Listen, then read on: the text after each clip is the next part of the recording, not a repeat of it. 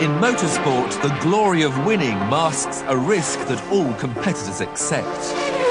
You'd be kidding yourself if you thought that you were going to go racing where you're not going to have a crash. These crashes are extraordinary, pushing the human body to its limits, sometimes with fatal consequences. Because you're having an aircraft accident, you're not having a car accident. It's kind of like jumping out of an intercity train, I would say, if you were trying to replicate that experience at home.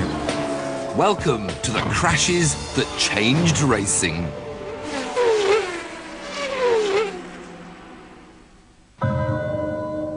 In a roadside accident, a driver will experience a force of 30 G on their body. This sudden deceleration can have devastating consequences even at low speeds. 50% of all fatal crashes have a delta V below 30 miles an hour. But in racing collisions, the G-force driver's experience is now into the hundreds. I went head-on into the wall at about 210 miles an hour, and so, I mean, literally, I never lifted the throttle trace, just went, like, straight down. And you know, when you're flying through the air at 130, 140 mile an hour, that's not very satisfying, you know? You know that it's not going to be pretty when you land. And yet today, 99 times out of 100, the racers will walk away with only minor injuries. I didn't have a headache, I didn't black out, nothing. This programme examines the pivotal crashes that rocked the motorsport world and shocked the viewing public. It will investigate the accidents themselves, go on to explore the aftermath and the victims' battle for survival. From the post-war years, when the dynamics of a crash weren't understood and every season 1 in 7 drivers lost their lives, to the latest developments which today keep racers alive. But of all the disasters, one had the most profound effect. Captured live on television, this single crash shook the racing fraternity to its very core. Its aftermath brought about sweeping alterations to racetracks across the world to slow the cars down. The San Marino Grand Prix on the 1st of May 1994 was a black day in motor racing history. Well, Formula One had been 12 years without a fatality of any kind, and there had been no enormous name to die in Formula One for many years. There was an entire generation of Formula One drivers who had grown up and gone through the schooling formulas and into Formula One, not even considering death as a factor. The racing community almost believed that they'd managed to tame the effects of an impact, but they were wrong. This crash reminded them of the fatal nature of their business and took the life of Formula One's leading light.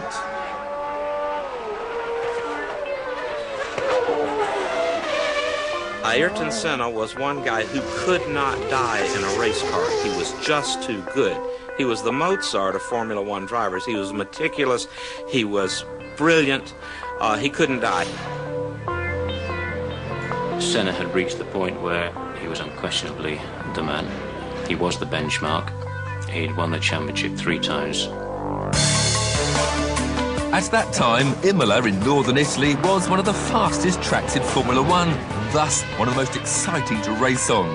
But that weekend started badly when Senna's fellow Brazilian Rubens Barrichello crashed during Friday's qualifying session. Senna was deeply upset by that accident, went to visit Barrichello, was relieved he was okay. But there's no question that Friday evening, everybody had been given a little bit of a jolt here. Saturday, of course, we had the death of Roland Ratzenberger. The fact that Ratzenberger's crash was the result of a car failure was of little consequence.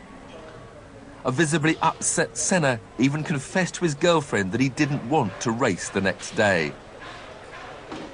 He died 24 hours later from a crash at Imola's notorious flat-out corner, Tamburello Bend.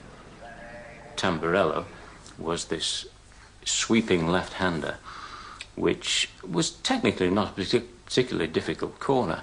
The problem was that it had this wall on the outside. But that's why it was so exciting. You had disaster right there. You literally were looking disaster in the face in that concrete wall. This is a reconstruction of the view from Senna's car as he approached Tamburello Bend. at nearly 150 miles an hour. To understand why Senna may have crashed, you need to know a little about the science that keeps these cars on the road. The technology is such that cars have become quicker through corners. Straight line speed doesn't really mean an awful lot. You have a combination of tyre technology and car technology, and the two together have combined to make these phenomenal machines through corners. Formula One cars race at speeds of up to 210 miles an hour. The car's hold on the track is from a combination of mechanical grip generated by the suspension and aerodynamic grip from the wings. But all of that must go through the tyres. A racing tyre is fundamentally different to a road car tyre. Surface temperature of a racing tyre is around 150 to 200 degrees C, somewhere in that window. If you were able to put your hand on the tyre and pull it away, it would be coated in rubber. It's that sticky. It's approaching chewing gum.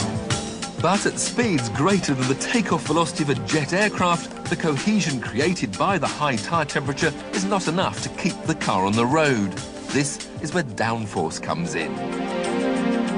The aim of downforce is to increase the force pressing the car onto the circuit, onto the tarmac, and that's to increase the friction between the tyre and the track. Designers had discovered that accelerating the airflow under the car creates a negative pressure which sucks it into the road. The closer you bring the car to the road, the greater the downward force. But it's a risky business, because if the car makes contact with the tarmac, all this downforce is suddenly lost. As Senna was about to negotiate the Tamburello bend for the 7th time, sparks were seen coming from the rear of his car, a sure sign it was bottoming out. When the belly of the car hits, that means that the wheels are now sitting too high in relationship to the car to do you any good for maneuverability, for steering. In 1994, Formula One cars would often bottom out on straights with no consequence, but during cornering, it was a potentially hazardous situation. We've all had conkers on strings and swung them around our heads, and if you cut the string, the conker flies off. It's exactly the same with a racing car. If you lose adhesion or grip with the circuit, you fly off the circuit. On lap 7 of the San Marino Grand Prix, Senna crashed at the Tamburello bend. One of the world's greatest racing drivers, Ayrton Senna, has died after a horrifying crash today at the San Marino Grand Prix in Italy. All of a sudden, the image of Formula One changed. It was back to a blood series worldwide. And Formula One had been like that in the 60s and early 70s, but now you were in the 1990s, an era where safety and good health and the denial of death by society as a whole. You know, we'd quit smoking, we'd gotten more fit, we didn't want to have heart attacks anymore. Western society as a whole was denying death, and Formula One was going along with it, that you prolong life as long as you absolutely could. Now you have a guy in his prime, boom, gone. The shock of Senna's death was enormous, and I went to his funeral, in fact carried him to his last resting place. And when that accident happened, Brazil came out in mourning. I mean, the roads were lined 10 deep for the funeral procession.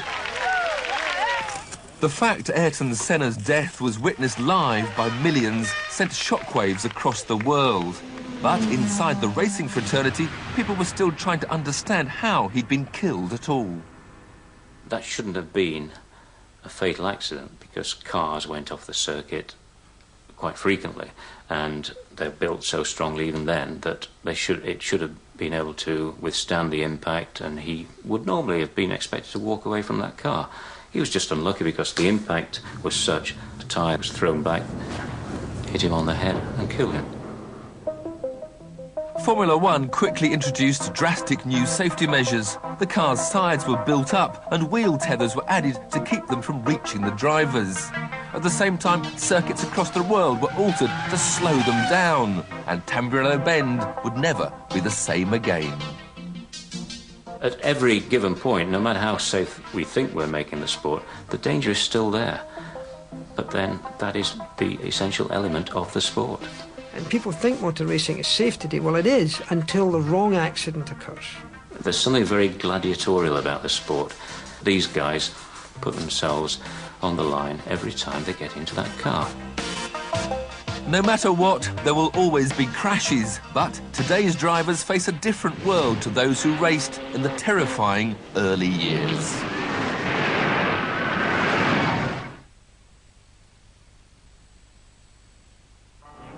When motor racing resumed after the Second World War, Europe was shattered. But although the risks in such a devastated environment were extreme, the passion to race was all the more great because it represented freedom. The really great thing about immediate post-war racing was the sense of relief, I think, and that was best expressed to me by George Abacassis, the great British privateer of the time who founded the HWM team. And I said to him once, George, you know, in the late 40s, when you resumed racing on the continent, wasn't it dangerous? And he took his cigarette and its holder out of his mouth, gorgeous George, and said, good Lord, Doug, no, it wasn't dangerous at all, he said. You've got to remember, for the first time in 6 years, we weren't being shot at. And that's the measure of difference. That's what they came from. For the first time, they were able to face danger of their own choice. They weren't being ordered to. I remember going to my father and saying I want to be a racing driver. He nearly went ballistic. But to cut a long story short, he said, well, if you're going to race, you're going to wear a crash hat. And I can remember turning to my father and saying, Dad, that's a bit sissy. You know, the fast drivers, people like Chiron and Sommer, and they weren't wearing crash hats, they wore these cloth helmets.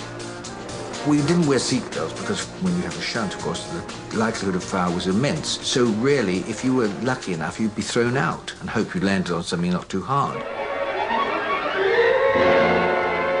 But this daring mystique came to a sobering end in a horrifying accident with disastrous consequences in 1955 at Le Mans.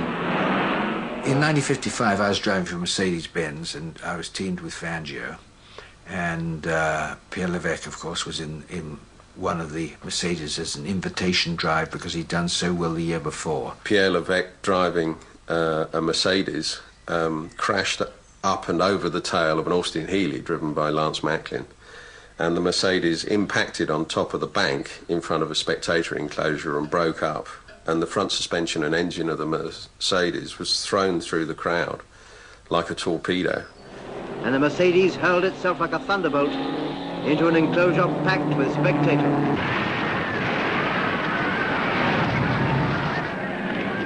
It was a tragedy because so many people who were just there to see a race. I mean, a driver accepts the dangers, but for it to go and be the public or a marshal or something, that is fairly unacceptable. What was a terrible freak accident produced such a devastating death toll that it very nearly ended motorsport. The grim record that will be remembered from this race at Le Mans is of some 80 dead and more than 100 injured. Across the world, races were cancelled, and many countries, including Switzerland, have banned racing to this day. But even after this tragedy, the authorities were incapable of improving safety for the drivers. People generally look over their shoulder and see things through rose-coloured glasses, and they were the good old days. If you raced as a Formula One Grand Prix driver for a period of 5 years, the batting average was that there was a 2 out of 3 chance you were going to die. So they were bad years. It would take yet another big name to crash to improve safety. But Jackie Stewart's horrific experience at the 1966 Belgian Grand Prix proved that the aftermath was just as deadly as the impact. Jackie Stewart smashed broadside into the stone abutment of a barn that was there, and that bent the car in two, crushed in the top of the cockpit until the cockpit opening was only 10 inches wide. It twisted Jackie's pelvis round so that he was lying effectively on his side in the cockpit. And I was trapped for some 20-odd minutes in the car, semi-conscious, coming and going in and out of consciousness. With the electrics not being able to be switched off and me not being able to get out the car. And the fuel tanks burst and the cockpit then filled up with fuel because he was on full tanks and there was nowhere for the fuel to go. And it began to top up the cockpit. So he was laying strapped and trapped in a bath of petrol. I was taken eventually, when they found an ambulance, to what they called a medical centre, which was just concrete floor. And looking around, you told me that the first thing that struck him was that there were all these stubbed out cigarette butts on the floor around him. This was an eerily sobering experience for Stewart, in which he realised that it was imprudence, not bravery, that sent drivers to their deaths. Everybody knew the sport was dangerous. It wasn't as if suddenly we found that tiddlywinks was dangerous if you broke your nail and you get some terrible infection underneath your nail. I mean, this was something that we knew we were losing lives on, and we knew that cars crashed, and we knew that we were sometimes catching fire. We knew all of those things, but there were no adequate protection or amenities to either suffocate fires quickly enough or get drivers out of cars or get them to hospitals properly. As a result of Stewart's tireless campaigning, by the late 70s, rapid medical response was compulsory in racing. However, the drivers were still vulnerable, and 1 in 7 was dying on the racetrack each year. In order to prevent more fatalities, the crash needed scientific management.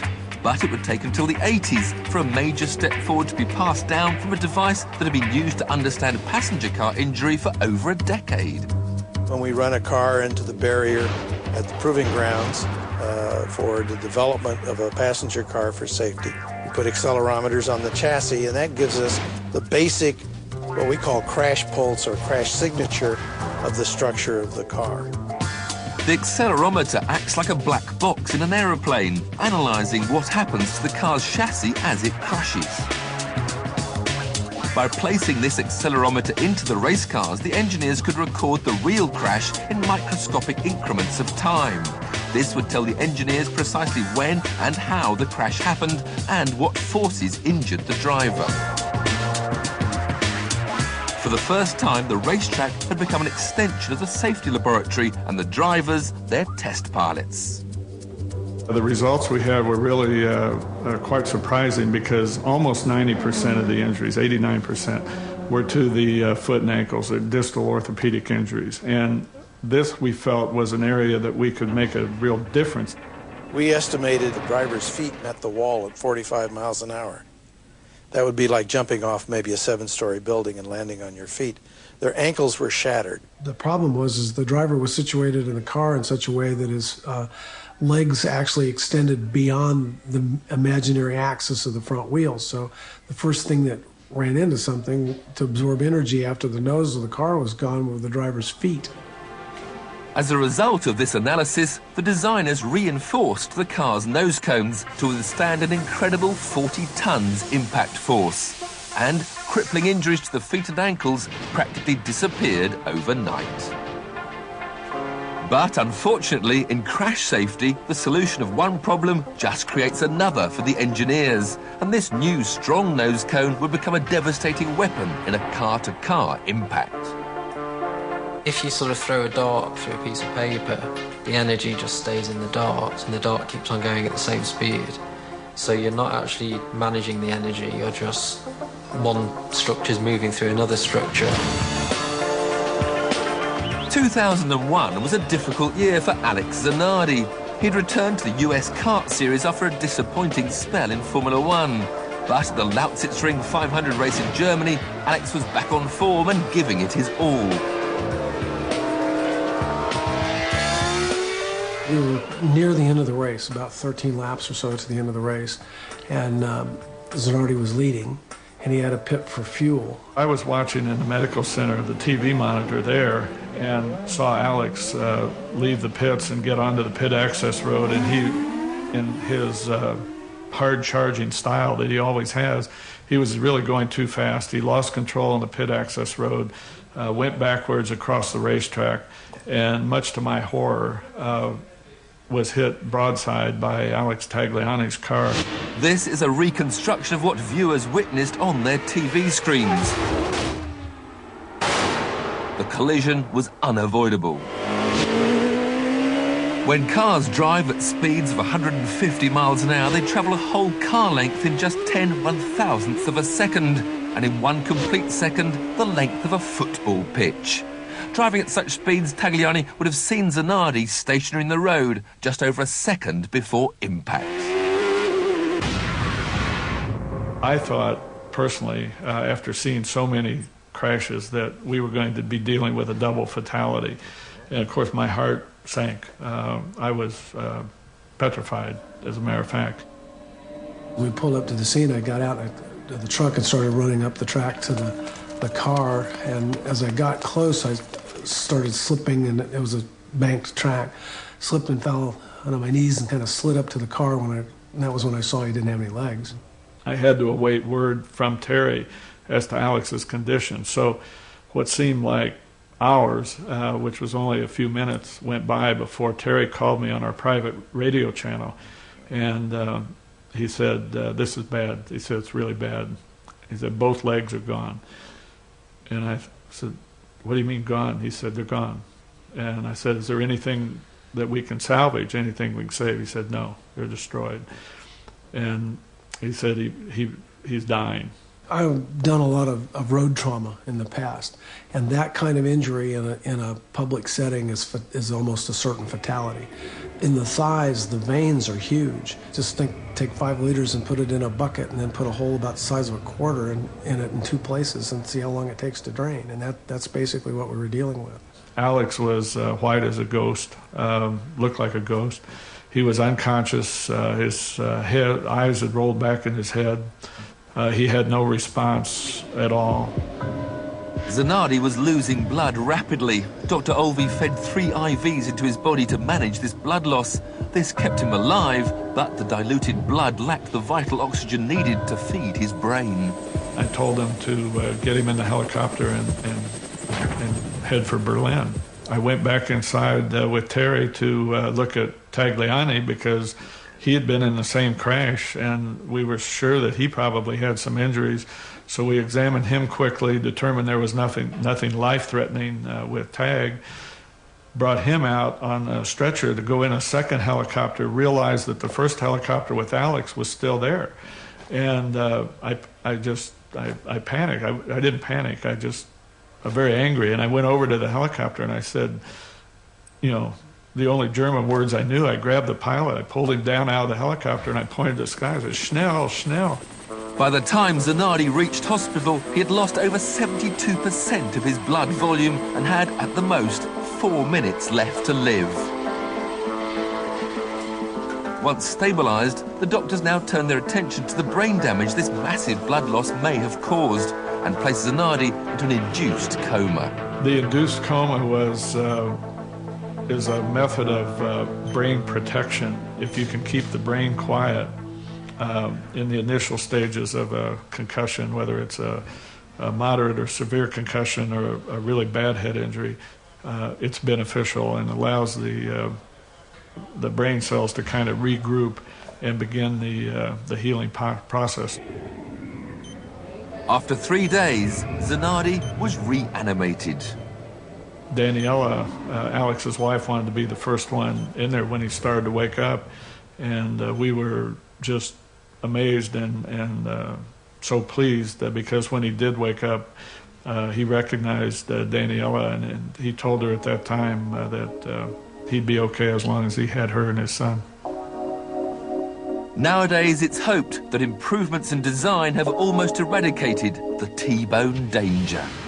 When you have this T-bone accident, the survival cell is now so strong that it will resist penetration from the bullet car.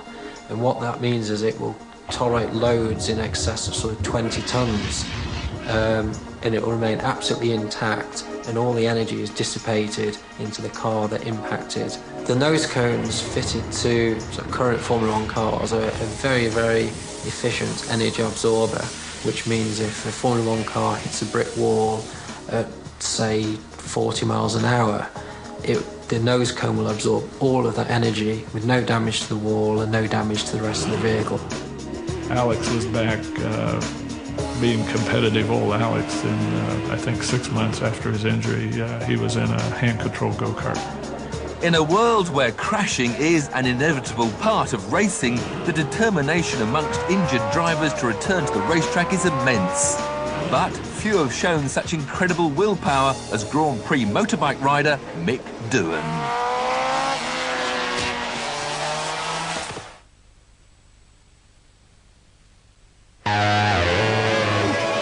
Over the course of his astounding racing career, Mick Doohan won the 500cc World Championship a record-breaking 5 consecutive times.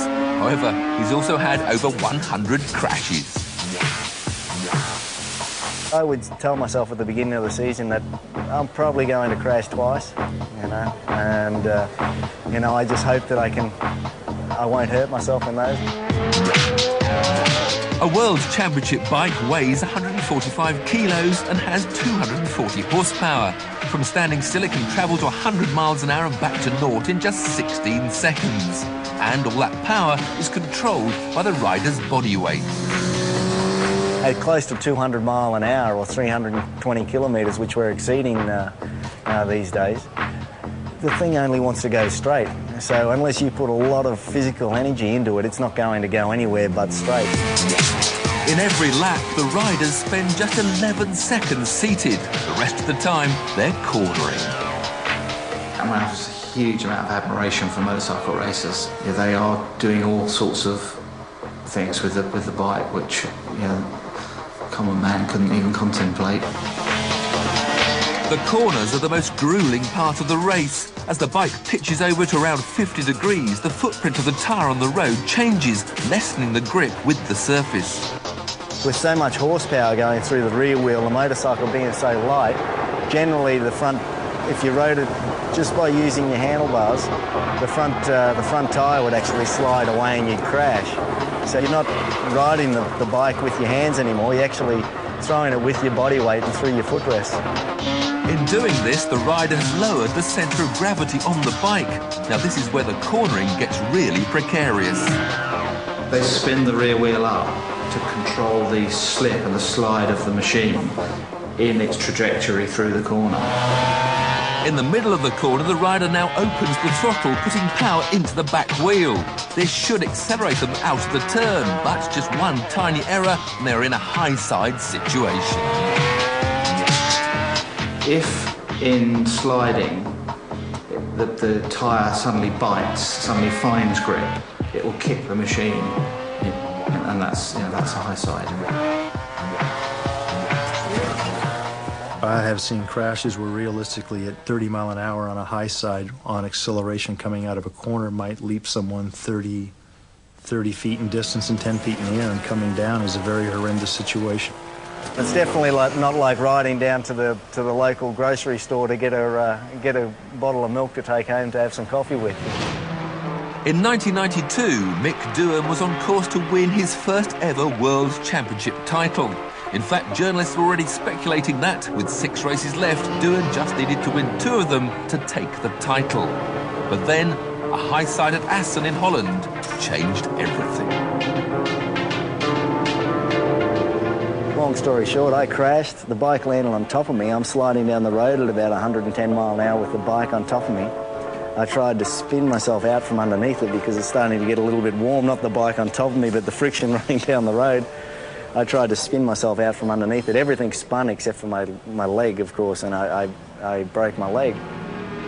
Doohan had sustained fractures at the base of his right tibia and fibula. It wasn't what, in medical terms, I'd consider a big injury. You know, it was just a broken leg. Mick was ferried to the Paddock's mobile clinic, where he was examined by the championship medic, Dr. Costa. After the fall, I put Mick's leg in a cast, and it was healing very well, and would have healed completely without an operation. So I proposed that, instead of surgery, Mick rest and return to the World Championship for the second last race, hoping that his leg would be strong enough to win. Dr. Costa's advice meant 8 weeks away from the championship, but Mick knew that with surgery he would be back on the track twice as fast. He was taken off to hospital that afternoon, and I think by the next day people were talking about him coming back in a month or, you know, and he had such a big points lead that he would be able to come back, and even if he wasn't fully fit when he came back, he'd be able to get up to speed, and nobody had any doubt that he'd come back and win the title. But what was a routine operation brought terrible complications. Mick's leg muscles swelled up and cut off the blood flow. He was rushed back into surgery at once. The legs was dying, basically. I mean, it was actually dying. I mean, Mick said it smelt like a bad butcher's shop. I'm sitting in a foreign hospital. I don't understand the language. I'm not getting much communication from the staff, let alone the doctors. He was in constant contact with Dr. Costa, who by then was back in Italy. And when the doctors in Holland said, well, if we don't sort this out within the next 24 hours, we're going to have to amputate it, Mick obviously got pretty concerned then. Delle complicazioni importanti per cui there were some serious complications. I got hold of an airplane and flew to Holland. I practically kidnapped Mick from the hospital and I brought him to Italy. Strange as it may seem, the riders, they're all so keen to get back. You know, they're all desperately keen. All they want to do is get back. That they're quite happy to kind of undergo fairly extreme treatments to get them back on the track. But I think what Mick went through was probably more extreme than what anybody's done. I just put a total 100% trust into Dr. Costa, really, and I knew that I wanted to get back. There was only one way we were going to achieve that. In an intensive operation not for the feeble-minded, Mick's legs were sewn together. È meno incredibile di quella che si può pensare. It's not as incredible as one would think. I just took all the gangrene parts of the dying leg and attached them to large portions of tissue from the living leg. With the dying leg in contact with the living leg, the goodness could be shared. Made life fairly interesting for 16 days, as you could imagine, and but you know, it was something we had to do, and you know, would I do it again? I don't know. I did it then. After that long operation, I consoled Mick. He didn't ask me how the operation went. He didn't ask me what had happened. He only said, I want to race and conquer the World Championship. When he came back to racing at Brazil with 2 or 3 races left, he still couldn't walk. He was on crutches. And I mean, he was green, you know, his face was green. He was that kind of poorly. Mick was back on the track within 6 weeks. It was an incredible sign of his determination, but this level of commitment would come at a price.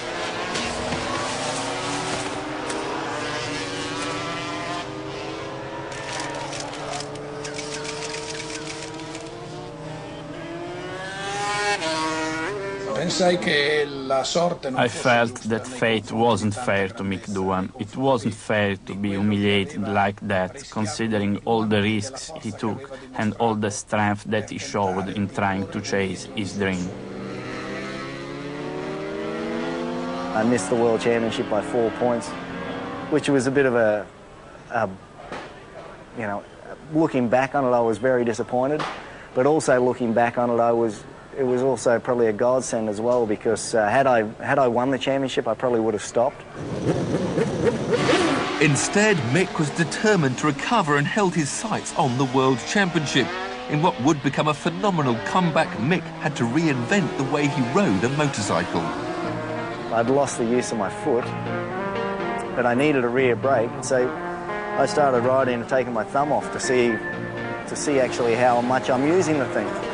I wasn't using it that much, so for the next race we'd modified it and we put a thumb-activated lever. And the rest is history, basically. Boring short story.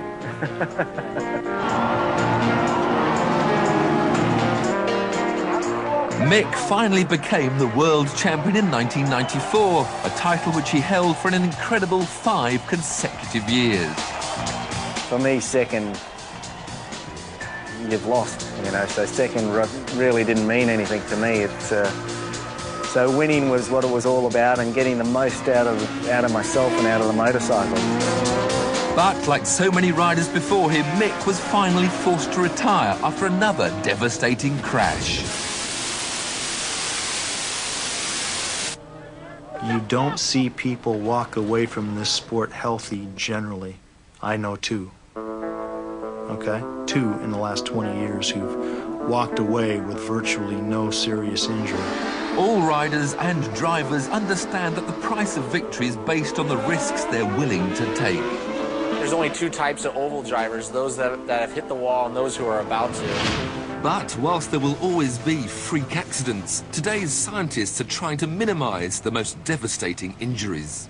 To this day, head injuries are the #1 cause of fatality in all series of motorsports. So the head is kind of loose compared to the torso that's restrained in the car. The head and neck are allowed to kind of freely move around in the event of a crash.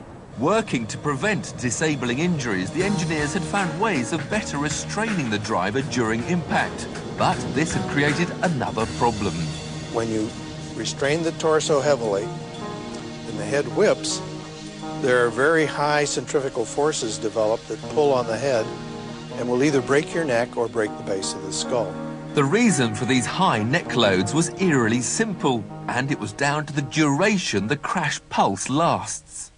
Today, what we're trying to understand with race car crash data is to try to simulate on our sled the actual crash that the actual race car had, because we can reproduce the acceleration now on the sled and we can find out what happened to that driver. This 35-mile-an-hour velocity change sled test is comparable to a 125-mile-an-hour impact.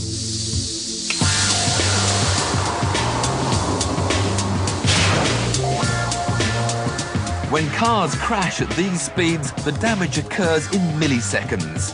And on our camera, these fatal forces are over in just 2 frames.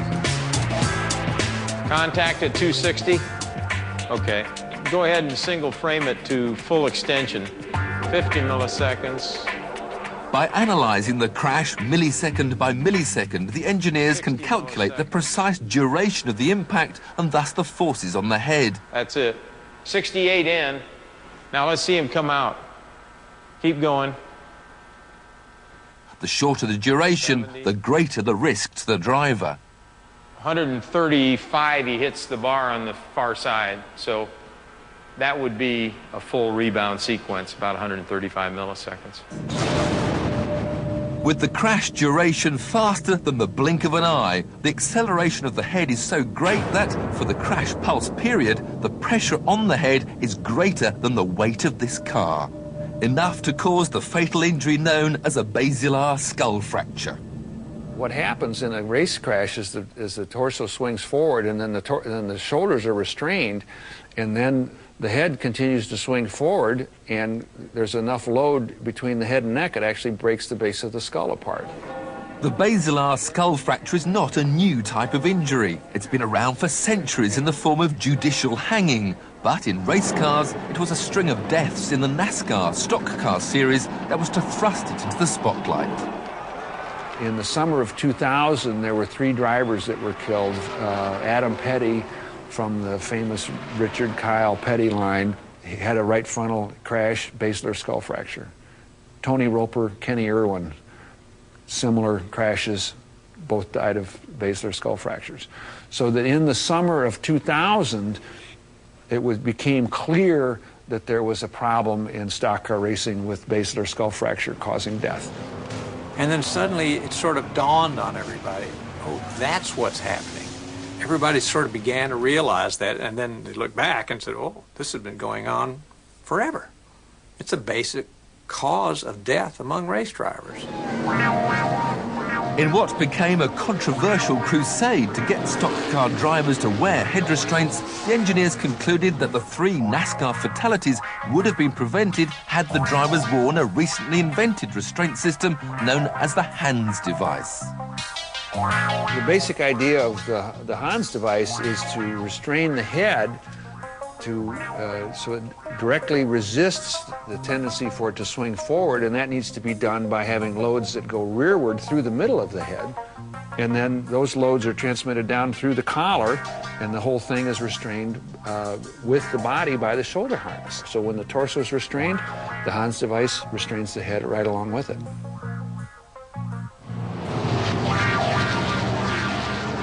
Ford and General Motors engineers come here to Indianapolis and they plead with the NASCAR driver, start wearing the Hans device, it'll save your life.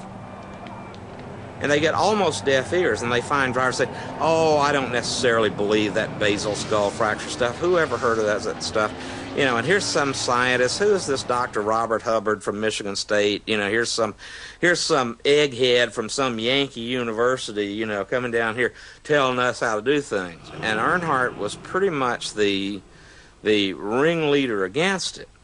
He once referred to the Hans device as, quote, that damn noose. But this cavalier attitude would cost Earnhardt dearly.